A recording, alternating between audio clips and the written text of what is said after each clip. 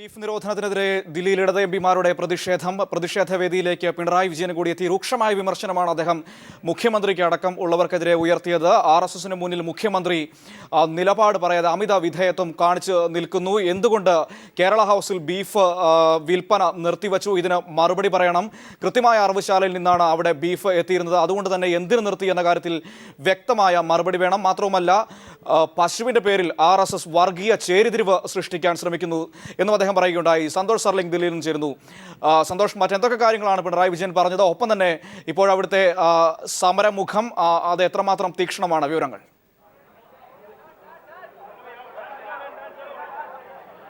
മനു, ഇടത് എംപിമാരുടെ പ്രതിഷേധത്തിനോട് ഒപ്പം ചേരുകയാണ് സഖാവ് പിണറായി വിജയൻ. അദ്ദേഹം അവരോടൊപ്പം ഇടത് എംപിമാരോടൊപ്പം അല്പസമയം പ്രതിഷേധത്തിൽ ഇരുന്നു. അത് ചൂണ്ടിക്കാണിച്ചത് കേരളത്തിൽ നടക്കുന്നത്, കേരള ഹൗസിൽ നടന്നത് മുഖ്യമന്ത്രി ഉമ്മൻചാണ്ടി RSSനോട് അതിവിധേയത്വം കാണിച്ചതാണ്. കേരള ഹൗസിലെ ഒരു സാഹചര്യത്തിലും ബീഫ് നിരോധിക്കേണ്ട ഒരു സ്ഥിതിവിശേഷമില്ല. കാരണം പശുമാംസം ഇവിടെ വിൽക്കുന്നില്ല, ഏതെങ്കിലും രീതിയിൽ പാകം ചെയ്യുന്നുമില്ല. സെക്രട്ടേറിയറ്റ് കഴിഞ്ഞാൽ പിന്നെ കേരള ഹൗസ് ആണ് കേരളത്തിന്റെ ഒരു സിംബലായി പിന്നെ മറ്റു സംസ്ഥാനങ്ങളിലുള്ളത്. ഇവിടെ കേരള ഹൗസ് ജീവനക്കാർ നടത്തുന്ന ക്യാൻറ്റീൻ പോലും മലയാളികൾക്ക്, ദില്ലിയിലെ മലയാളികൾക്ക് ഭക്ഷണം ലഭിക്കാൻ ഏതെങ്കിലും ഒരു കച്ചവട ആവശ്യത്തിനായി നടത്തുന്നതുമല്ല. പക്ഷെ എന്നിട്ട് പോലും ഇപ്പോഴുണ്ടായിരിക്കുന്ന ഈ തെറ്റിദ്ധാരണ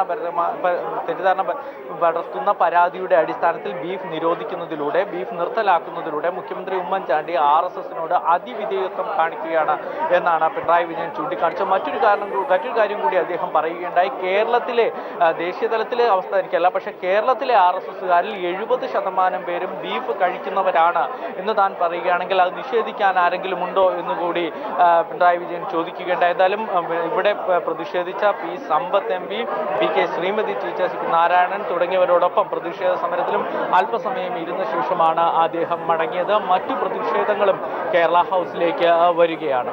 മനു.